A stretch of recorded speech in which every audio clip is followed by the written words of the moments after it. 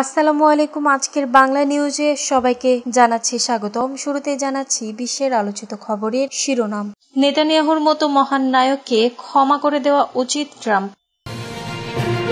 ইরানের পারমাণবিক কেন্দ্রে হানা, নিজের পায়ে কুড়াল মারল আমেরিকা। যুদ্ধবিরতির পরেও চাপা বিস্ফোরণ, পারমাণবিক ইস্যুতে ফের উত্তেজনা। গাজায় 24 ঘণ্টায় ইসরায়েলি হামলায় নিহত ৭৯, আহত ৪০০।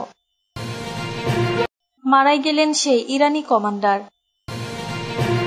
হামলাটাই যুদ্ধ থামিয়েছে ট্রাম্পের আত্মবিশ্বাসী ঘোষণা। ভারতের 11 দিন ধরে ব্রিটিশ F-35 যুদ্ধবিমান, বাড়ছে রহস্য। এতক্ষণ শুনছিলেন বিশ্ব আলোচিত খবরের সংবাদ শিরোনাম। এবার বিস্তারিত। আমাদের খবরটি যদি ভালো লেগে থাকে অবশ্যই লাইক, কমেন্ট, শেয়ার করতে ভুলবেন না। নেতানিয়াহুর মতো মহান নায়ককে ক্ষমা করে দেওয়া উচিত ট্রাম্প। ইসরায়েলি প্রধানমন্ত্রী বেনিয়ামিন নেতানিয়াহুকে ক্ষমা করে দেওয়া বা দুর্নীতির অভিযোগে তার বিরুদ্ধে চলা বিচার কাজ বাতিল করতে দেশটির প্রতি আহ্বান জানিয়েছেন মার্কিন প্রেসিডেন্ট ডোনাল্ড ট্রাম্প। তিনি বলেন, যুক্তরাষ্ট্র যেভাবে ইসরায়েলকে রক্ষা করেছে ঠিক সেভাবে নেতানিয়াহুকেও রক্ষা করবে। গতকাল বুধবার নিজের সামাজিক যোগাযোগ মাধ্যম ট্রুথ সোশ্যালে দেওয়া এক পোস্টে এসব কথা বলেন ট্রাম্প। ট্রাম্প নেতানিয়াহুকে একজন যোদ্ধা বলেও প্রশংসা করেন। তিনি লেখেন, যুক্তরাষ্ট্র ইসরায়েলকে রক্ষা করেছিল, এখন যুক্তরাষ্ট্র নেতানিয়াহুকে রক্ষা করবে।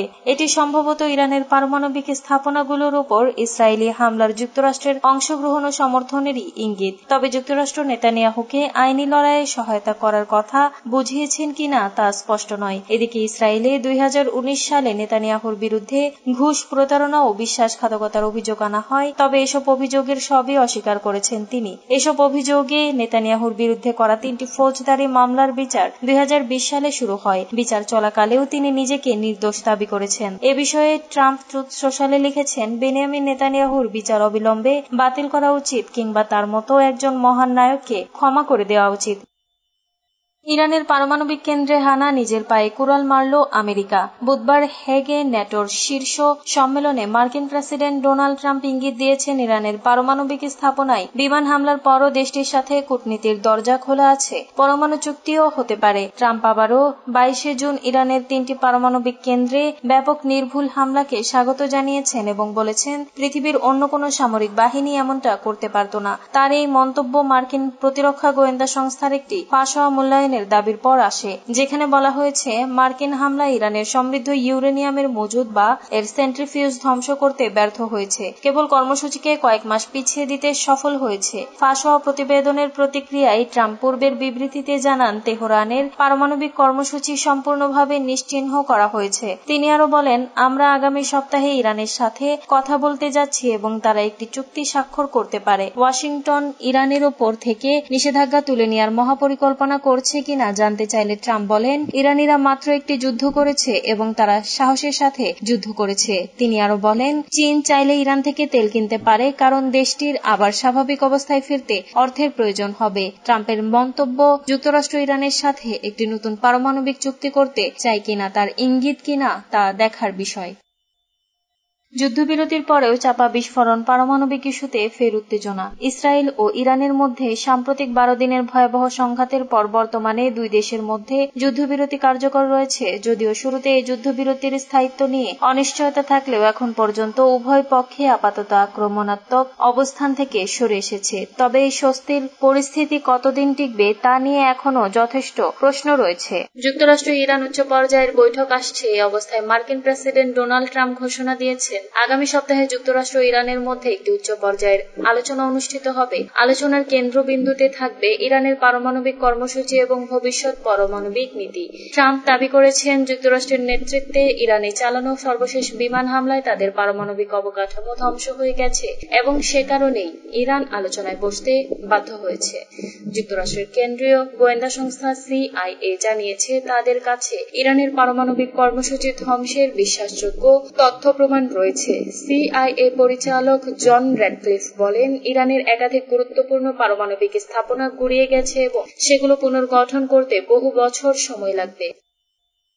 গাজায় 24 ঘন্টায় ইসরায়েলি হামলায় নিহত 79, আহত 400। ফিলিস্তিনের গাজা উপত্যকা জুড়ে 24 ঘন্টায় ইসরায়েলি হামলায় অন্তত 79 জন নিহত হয়েছেন, আহত হয়েছেন প্রায় 400 জন। প্রাণহানির সংখ্যা বাড়াতে পারে হামাস নিয়ন্ত্রিত গাজার স্বাস্থ্য মন্ত্রণালয় এই তথ্য জানিয়েছে। অন্যদিকে অধিকৃত পশ্চিম তীরের উত্তর পূর্বাঞ্চলের রামাল্লার কাফর মালিক এলাকায় ইহুদি বসতি স্থাপনকারীদের হামলায় অন্তত 3 ফিলিস্তিনি নিহত হয়েছেন, আহত হয়েছেন কয়েকজন। 2023 সালের 7 অক্টোবর ইসরায়েলে হামলা চালায় হামাস। হামলায় 1139 জন নিহত হন। সেদিন 2 শতাধিক ব্যক্তিকে জিম্মি করে গাজায় নিয়ে যান হামাসের যোদ্ধারা। জবাবে 2023 সালের 7 অক্টোবর থেকেই গাজায় নির্বিচার হামলা শুরু করে ইসরায়েল। 1.5 বছরের বেশি সময় ধরে গাজার ইসরায়েলি হামলায় অন্তত 56,156 জন মানুষ নিহত হয়েছেন। নিহত ব্যক্তিদের বেশিরভাগই নারী ও শিশু। আহত হয়েছেন 1,32,000-এরও বেশি মানুষ।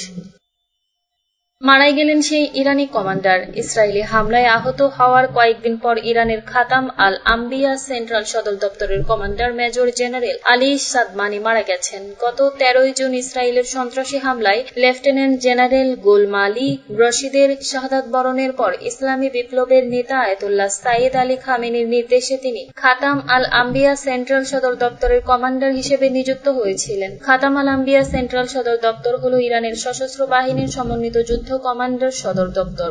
এটি জেনারেল স্টাফের অধীনে পরিচালিত হয় এবং ইরানি বাহিনীর মধ্যে যৌথ সামরিক অভিযান পরিকল্পনা ও সমন্বয়ের দায়িত্বে নিয়োজিত হয়। গত সপ্তাহে ইসরায়েলি হামলায় এই অভিজ্ঞ সামরিক কমান্ডার মারাত্মকভাবে আহত হয়েছিলেন। বুধবার এক বিবৃতিতে খাতাম আল আম্বিয়া সেন্ট্রাল সদর দপ্তর তার মৃত্যুর ঘোষণা দিয়েছে এবং তার রক্তের বদলা নেয়ার অঙ্গীকার করেছে। খাতাম আল আম্বিয়া সদর দপ্তর জানিয়েছে, আগামী শনিবার 28 জুন তেহরানে এক জানাজার নামাজের পর তার কমরেডদের পাশে কমান্ডারকে সমাহিত করা হবে।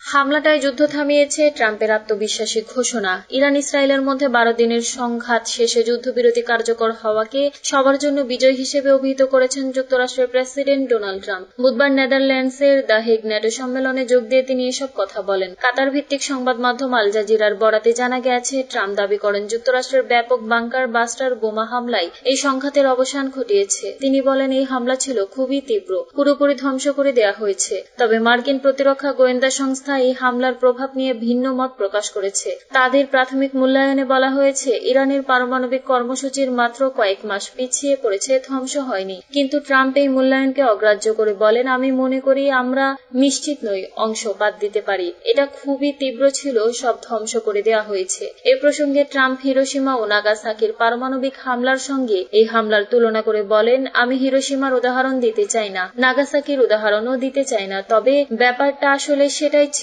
ওই হামলায় যুদ্ধ শেষ করেছিল, এই হামলাও সেই যুদ্ধ শেষ করেছে।